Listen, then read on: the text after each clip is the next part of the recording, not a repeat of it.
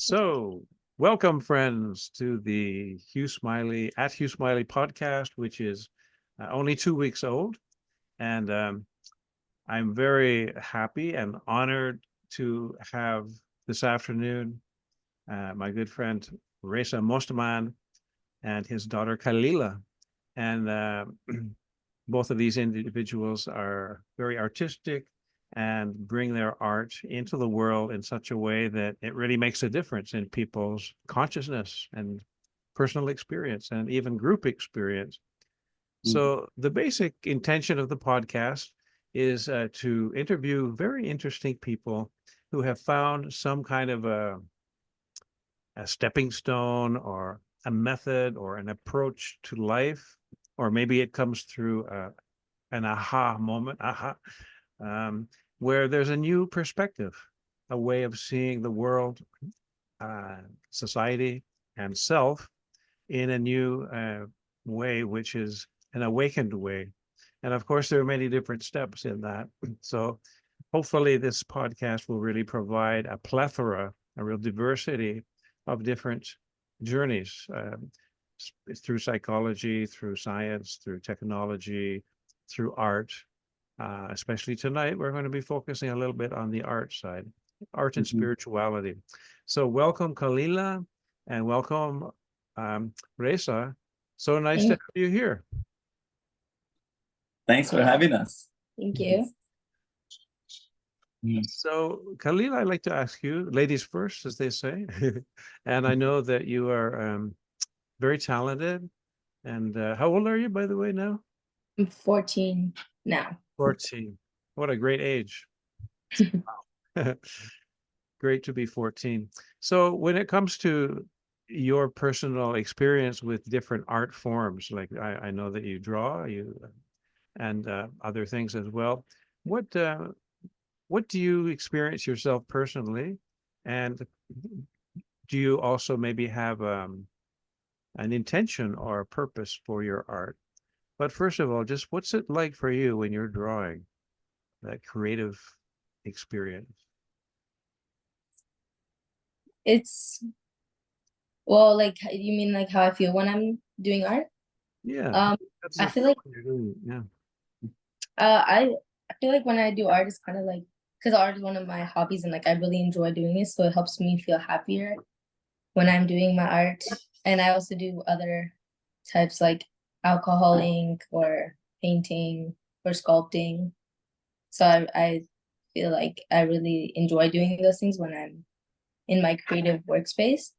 Um, I when I do my art, I want to try to like also try to sell some of them, like to people I know. I've tried selling these alcoholic bookmarks where I make a piece and then I cut it up into other small pieces and then I laminate them and then make bookmarks out of them, or I make tags for his drums that he does.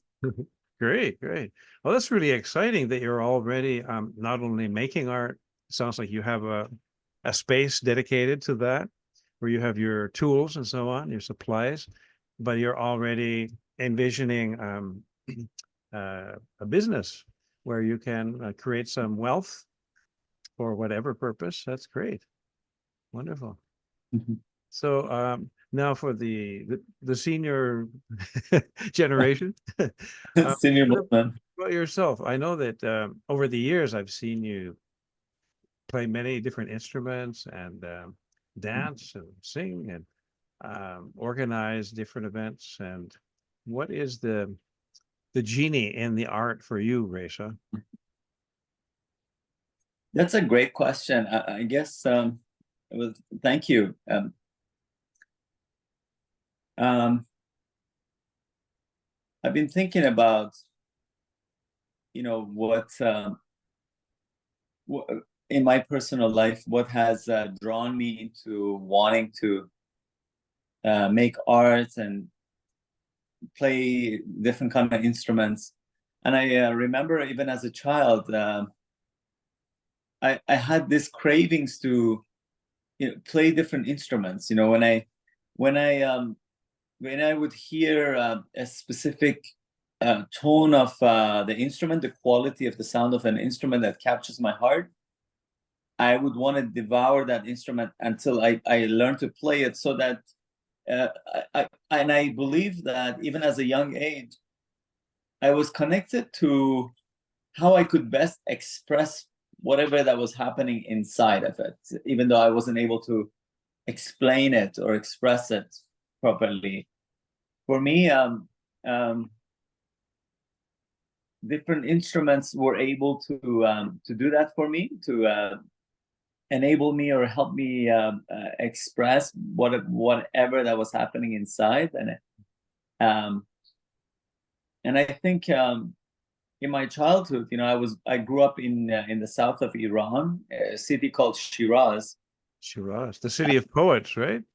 a city of famous poets of Sadi and Hafez, and many others that are not world renowned, but it's a cultured and poetic and artistic city, even from ancient times ago. So I grew up in that environment, but I had something, I had a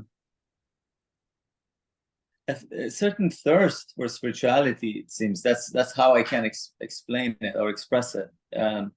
And I think I was able to channel it through playing instruments. That's why, a lot of the friends asked me, how was it that, you could grab a lot of the instruments that you did and you were able to play it quickly? I feel that I didn't look at them as, an academic pursuit.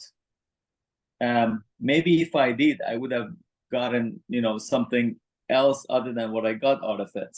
I'm not dissing that, let's say, but how I approached that was that I was just longing to express myself through those instruments. So it sounds like there was a kind of a personal, intimate relationship with expression, with art, and that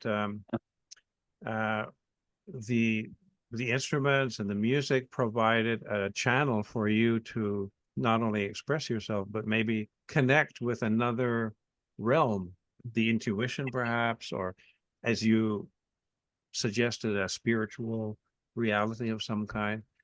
And music is very related to water, the water element and movement and the emotional plane.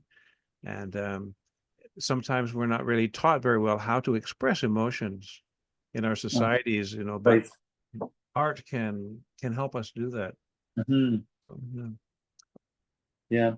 And the kind of vision that comes to my mind is when a baby is learning to speak different languages.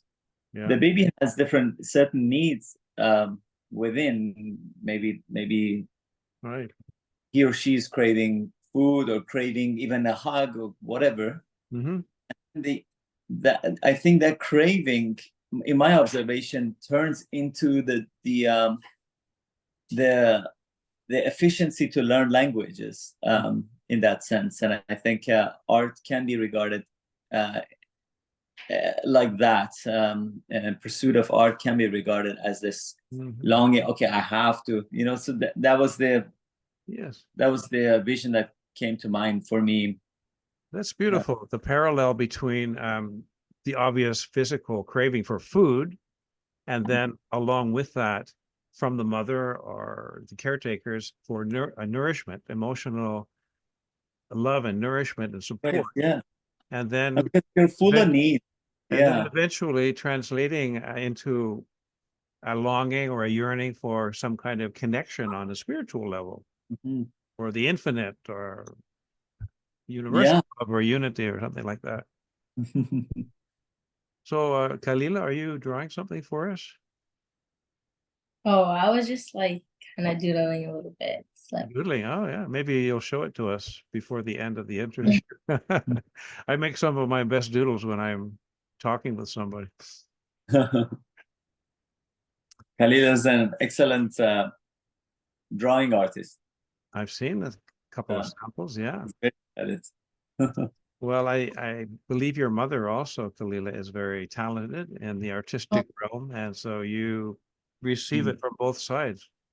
Yeah, my mom used to do murals, right? Murals on the walls of places, and she weaves now. And then my dad does calligraphy, and he's really good Yeah. sketch artist. So he Yeah. does all of They're both multi-dimensional and different media, multimedia. that. So, so Reza, you have engineered and helped to organize a wonderful project called Art and Soul over the last couple of years, I believe. And Right. I've been witness to a couple of the productions, and I was really impressed. And I would just love you to share about that with the audience, how that came about and how it has matured, perhaps, and what stage it's at now. Yeah, for sure. You know, that same it connects to what I was sharing earlier about these cravings of something that is happening inside, a certain spiritual cravings that needs to be expressed in some shape or form, and Right. it comes out effectively through art and music of different kinds. And so these kind of cravings are shared between so many people in the world. And so I was able to connect within some close friends both of these cravings of art on the one hand and spirituality on the other, and then sharing also between us the relationship between the two, that when the spirituality, whether thirst for spirituality or engagement is in a spiritual world goes up, it seems that the performance in art and quality of expression through art also goes up. So there's this correlation between the two. We spent some time reflecting and thinking about what these two forces of human development means, and how we can be of service to people that also think in these terms, but also people that don't have the space to express these things but would like to be engaged. And so we gradually created these spaces where these two things will happen. First, there is like quality arts performed by great artists that we came to know during the process, and then at the end of every one of these music or artistic performances, we had a thematic discussion, open discussion between everybody. And on what subjects?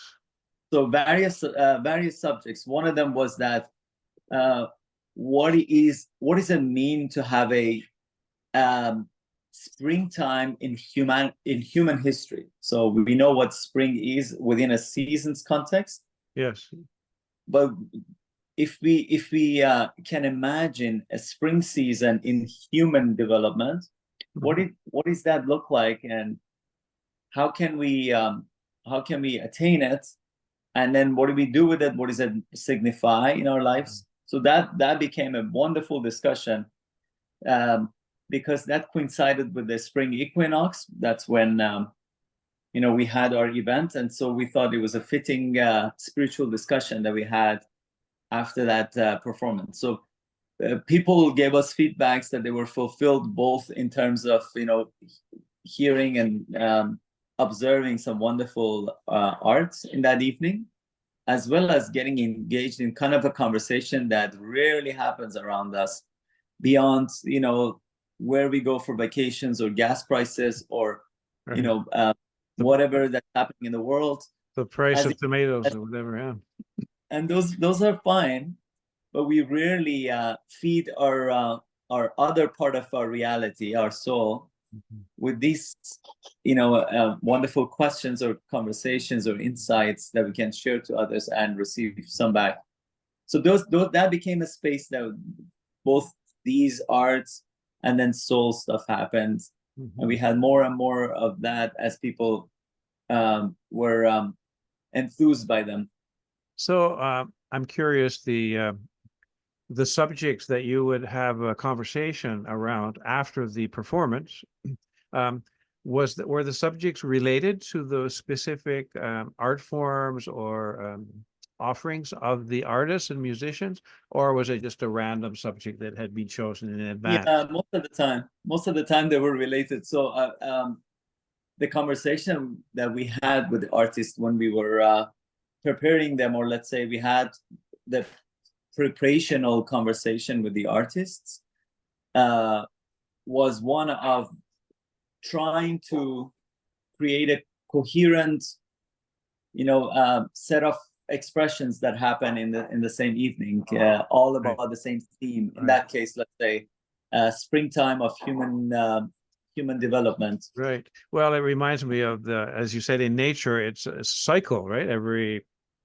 360 days, we have the sun goes into Aries in the northern hemisphere. Actually, on September 21st, which is the autumn equinox, I'm going to be in Paraguay, South America, next month. Springtime is on the 21st of September, so it's reversed. Oh, that's for the world, yes. In the southern hemisphere, yeah. But anyway, that's a different subject. So the word or the title that you use, art and soul, is very beautiful, because art, the three letters ART, are contained within the word heart, and it almost sounds the same. Yeah. So when you hear art and soul, you think of heart and soul, Right. which I think is the title of a very famous popular song, Heart and Soul. So I guess it makes me wonder if you perceive art as more something from the heart than the mind, or in your experience, at least, how do the heart and the mind collaborate, or is it like Okay, that's a good question. 50% heart and 50% mind, or Right. That's a great question. I think we have both of these, let's say, faculties in our beings of the heart and the mind. But here when we say mind, more or less we know it's the faculty that helps us think and imagine and observe and create logics of things, create inventions and whatnot. But when we say heart, I think that's where a lot of the confusion happens. Of course, there's confusions in the realm of the mind as well. Sure. But the confusions of the heart is that it could, for different people, it goes into different directions. So one thing about the heart is the physical aspect of it and the chemicals that it produces. And to a lot of people, that's fine. That's the level. And then the next level is a lot of people consider this as the repository of emotion, human emotions, right, and feelings of, oh, I feel sad, my heart is heavy, yeah, my heart is dilated, I feel so uplifted, and all of these metaphors that we use in the realm of emotions. But the heart that we are trying to engage with in our group is something that goes to us beyond these. It's the kind of a heart that creates a sense of right or wrong. Let's say it creates a connection. It creates healthy connections and relational fulfillments. Let's say that's the kind of heart that if we sort of relate to each other through that faculty,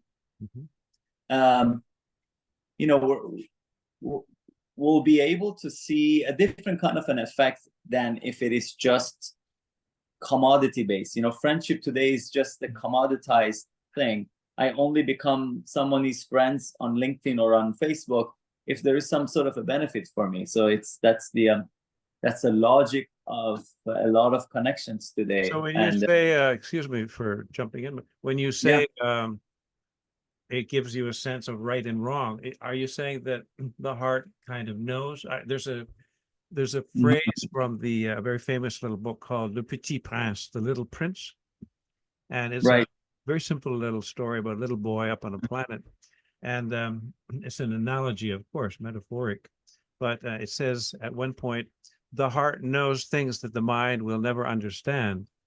So are you suggesting that the heart has a kind of an inner morality when you say it can recognize good and bad?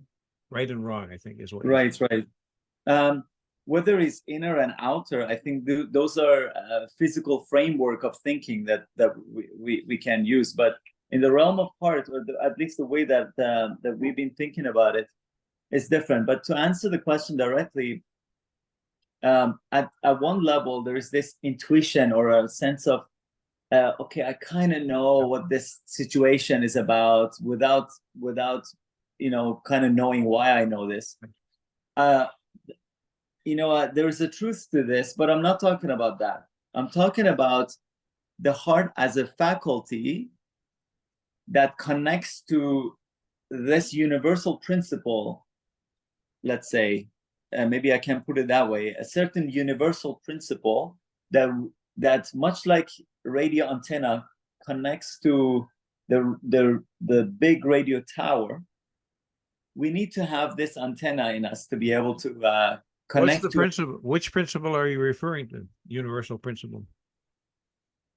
I think, for example, oneness of humanity. Okay. Yeah. Equality of men and women. Okay. Unity and reality being one and not divisible. Uh-huh. And if we're all claiming that we have the right reality, right, then it goes against the idea that reality is one. Then all of us should be right in different ways because we have different perspectives of reality. Those are universal or parts of a universal thinking, universal principle thinking, rather than the heart that only relates to our subjective feeling, right? So I'm trying to talk about a heart that maybe is not familiar to a lot of people, being an objective reality, or because usually heart is connected with subjective feelings and experiences. And I think that is also there is a truth to that level of thinking as well. Anyways, knowing these things, why does it matter to know our reality this deeply? Because we have realized through these endeavors that we've been engaged with for the past few years that the deeper we go into this ocean of our reality and ocean of objective reality as a whole, seems to bring the best treasures in terms of what we produce, be it art or sciences or crafts or even imagination and creativity and whatever field that we are into. It seems that the deeper we go into knowing ourselves, the better or more meaningfully we tend to perform in whatever things that we are engaged with. I have a suggestion. We're starting to run out of time a little bit, but there's so much material here. We could go for another hour, I'm sure. But as we're talking, it's getting quite philosophical and spiritual, the conversation. And I'd like to circle around before we finish and just look at the practical aspects of the art and soul events. But maybe we could just do a tiny little experiment in mindfulness and just in silence, maybe put our hand on our heart as a way of embodying, getting out of our heads into the body and into the heart, perhaps, and the right hemisphere of the brain, as they say, and the earth element, and listen to our own heart in this moment, just for half a minute. Would that be okay? That would be lovely, yes. Great. So it's just the simplest little exercise. Just put one hand, one hand or two on the chest, sort of on the heart. And the breath also is a wonderful ally to be able to just slow down the vibration a little bit and start to listen to the song of the heart, or the voice of the heart. And how is my heart right now? And then listen for the reply.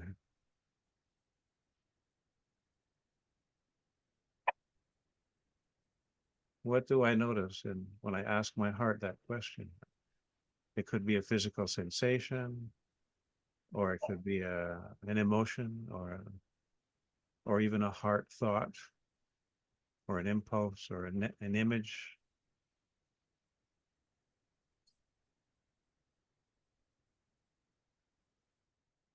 And I have a wonderful little Tibetan bowl. Mm. Just I use it whenever I can. It has such a beautiful sound. So what did you, Kalila, for example, and Reza, what did you notice when you just sort of quietened down and put your hand there and asked your heart, what condition are you in right now? What's happening? I felt grateful. That was the first thing that I felt is a sense of gratefulness. Mm-hmm. Okay, nice. Yeah. Beautiful. In the Hawaiian religion or cosmology of the native people of Hawaii, the gratitude or thankfulness is the most important principle. To always, as we walk down the road, be grateful to the tree for its shade and be grateful to the plants for their aroma, thankful Mm-hmm. to the water giving us life, thankful to the virtues that various people embody. And there's a kind of a cyclic, like a magnetic field, like a fountain. It, if we continue to be grateful, it just keeps replenishing our mind and heart. What about you, Kalila? What did you notice? When I did it, it kind of reminded me of a song. Oh yeah. Can you Yeah, can you sing it for us? I'm not a great singer. It's not a popular song at all. It was just Really good thing. no, I'm not. You don't have to be a great singer. Even the melody doesn't have to if you don't remember the words. It's a song from Pocahontas. Pocahontas song? Yeah. The So listen wind? to the heart one. Can you hum it?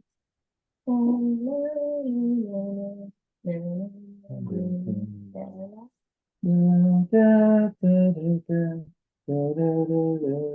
one? It's the one that the tree sings. Mm-hmm. I don't know. Remind me. It sounds very beautiful.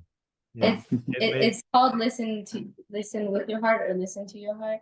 So Listen. that's Uh-huh. Sometimes it's in those moments when we just pause and listen to the stream. I'm staying in a cabin right now beside a rushing stream. I just listen to the song of the stream. It's very inspiring. And sometimes in those moments we get a brainwave, or a vision or an idea that then can be manifested into reality in the physical plane. So Yeah. back to the art and soul, can you just what kind of people come, or do you feel that it's like a service also, that there's some kind of transformation in the people that collaborate with this and attend the performances and the conversations? For sure. I mean, it is something that we're doing to serve back the community and hopefully offer some vibrancy to the community that we happen to live in, and hopefully spreading it outward, because we're getting feedbacks of the dire need that it seems to be in place for many people. Right. It's getting pretty hairy out there. It's like the polarization in the world is just increasing so fast. Mm-hmm. And at the same time, there are a growing number of people who can have that vision of what you said, that higher principle of unity, perhaps, that we're all one. The earth is one, even reality, the creator is one. And so there's that yearning and that approach to unity, and at the same time, just the opposite, the pulling apart, Mm-hmm. violent. And it's a very interesting time to be alive. 100%. And our purpose is not to ignore what's happening in the world at all and be aloof and Right. and passive about it whatsoever. But rather for us to not be chained into the everyday happening, but seeing a bigger picture beside the awareness of what's happening in the world. And I think that seeing a bigger picture is you know, it's like you know, something's happening in this part of my body, but then the awareness of the entire system of the body seems to, you know, not take away the attention that that part needs, but you know, it kind of places that, let's say, incident in a small part in the context, in a greater context, and it seems to speak to a lot of people. So have yeah, perspective. absolutely. So thank you very much for, we have to wind down now. I just like to thank you both. Do you want to show us your doodle, Kelly? It's like. Can I show? Okay. So this is the. It's Go like on. it's that. She's shy. You don't have to, but you know, is it because maybe to some extent it was informed by our energy and vibration and conversation. Did you want to just describe it then? Looks like a self-portrait. It's no, it was a person, but I messed up on the face shape, so I don't like it. That's nice. Yeah, is that good? Perfection. It's not the best one. I have way better ones I could show. Oh yeah. There's a little glimpse of what's happening. Oh wow, beautiful. Love the eyelashes. Anyway, is there if the viewers would like to follow up, you know, and get a little bit more information about Art and Soul, or even attend one of your workshops or performances, Art and Soul events, is there a link? Yes, there's a link. We're on Meetup. So Meetup is a website that has local events advertising there. Sure. Either that, so through our Meetup, just look up Art and Soul, or on Instagram, you could look up Art Soul Toronto. Okay. And I can also put those links in the notes underneath the video, so people can yeah, that would be great. If anyone's be happy to. And just before we started this interview, I went on to YouTube and I found a beautiful interview with you, the art, the calligraphy. You're a master calligrapher. Wow. And, thank you. And you're speaking in Persian or Farsi language, but there are beautiful English subtitles. And you play the flute at one point also. So I'll also include the link so that people, if they want to just check you out a little bit more, they can go, and it's very enjoyable. Yeah. So thank you so much, Kalila, for your presence and Thank you. Your good vibes and your contribution to our dialogue. And Reza, it's been really wonderful, and it's just made me hungry. I've got that yearning for more. Thanks you for doing this. This is wonderful. How you know you've been I've been following you, interviewing a lot of great souls engaged in health field and you know, other fields, and it's helpful to just listen to that conversation. It's exactly. Yeah, educational and fun too. So this is the third interview, number 3, lucky number 3. So and perhaps we'll have you back again sometime. We'd be happy to. Okay, great. Well, all right. Adios. Hasta la vista. Bye. Gracias. Bye. Merci. Thank you so much. Bye-bye. Take care, Hugh. Yeah, you too.